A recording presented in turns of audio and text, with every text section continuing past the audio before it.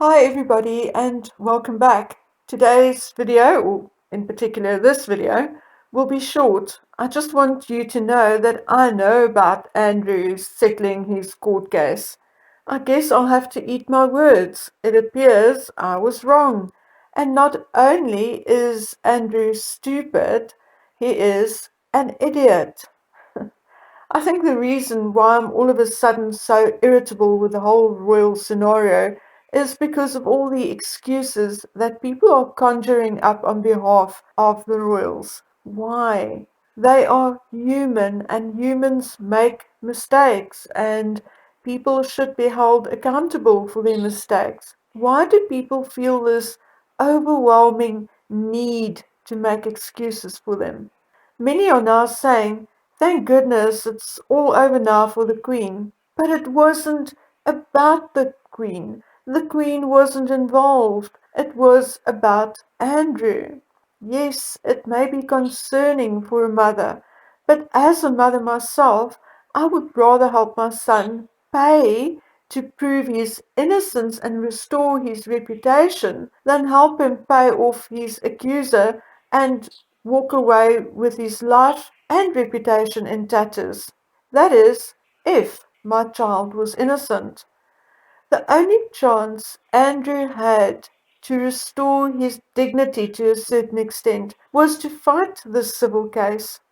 Yes, it wasn't about innocent or guilty, but we all know that this was also a trial by the media. And when it was made known that Andrew was going to fight it, the likes of Scott, an attorney on a channel called Crime Talk, Trevor Colt, Lady C, and myself jumped to his defense. And he had a good case, which was indeed going in the right direction for him. His attorney demanded things from Virginia which she could not provide. Her previous lies were being exposed. Now, although the majority of comments were not exactly in favor of Andrew, it was also not in favor of Virginia either. Andrew had a good chance to walk away from this, maybe not completely unscathed, but at least with some dignity. But now we have to ask why he decided to settle. Here are a few possible reasons from public comments, etc. Firstly, so that it wouldn't be this dark cloud hanging over the Queen's Jubilee here, which is an excuse I've heard a couple of times now, and which I do not think is a good enough reason. Secondly, to spare the Queen the stress of a trial. Like I said, as a mother, I would rather support my child to prove his innocence.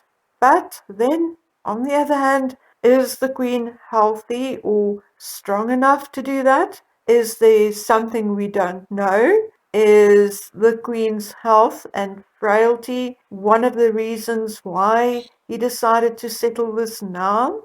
Thirdly, was Andrew forced to settle under threat of losing his home, etc., or was he forced by other parties afraid of what may come out if the trial continued? Those are two other possibilities we need to consider. Fourthly, people are saying that Virginia knew she stood a chance of losing, and that is why she accepted a settlement.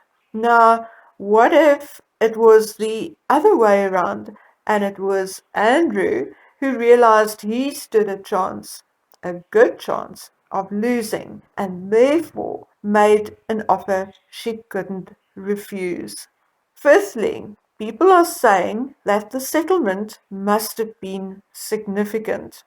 Well, why would anyone, including a prince, be prepared to settle for millions if he is as innocent as he says he is? And that, my friends, is a normal reaction and a question no one can be blamed for. Why would he be prepared to donate millions to Virginia's charity when his own daughter has a charity working with victims of trafficking and combating trafficking. Surely this cannot be out of the goodness of his heart. Whatever the reason for this decision, one thing is sure and is done in public life. His reputation is down the toilet and can never float to the surface again. I think women tend to be more emotional, but me, judging by the expressions on the faces of the likes of Trevor Colt and Scott on Crime Talk, the shrugs, the eye rolls, it is now truly over for Andrew in more ways than one. Having made this deal, no one has anything left to defend him with or defend him on. And didn't he or his lawyers think about that? However, I still do not agree that Charles cancels his lease. We are talking about a binding legal document here, and nor do I agree with Charles banishing him from Windsor Castle. Let Andrew be. He will now drift into obscurity, and that, for Andrew, will likely be punishment enough. So, my dears, that's all I have to say about this. I do not think that Virginia deserved to get a penny. As you guys know, I'm judging her from her past and also her current lifestyle. And in my opinion, and by her own admission, she herself lured young girls towards Epstein and Maxwell. And therefore, it is my opinion that she does not deserve to be compensated. But I'm no judge, and as a matter of fact, the judge didn't even have a say in this. Andrew caved and paid her, so there's nothing left to do or say to protect him or even side with him.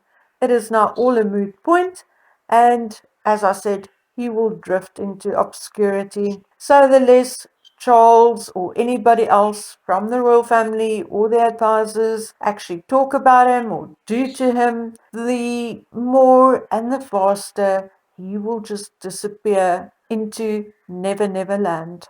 Okay, my dears, I'll be back in a short while to talk to you about something else, something I am more passionate about than this.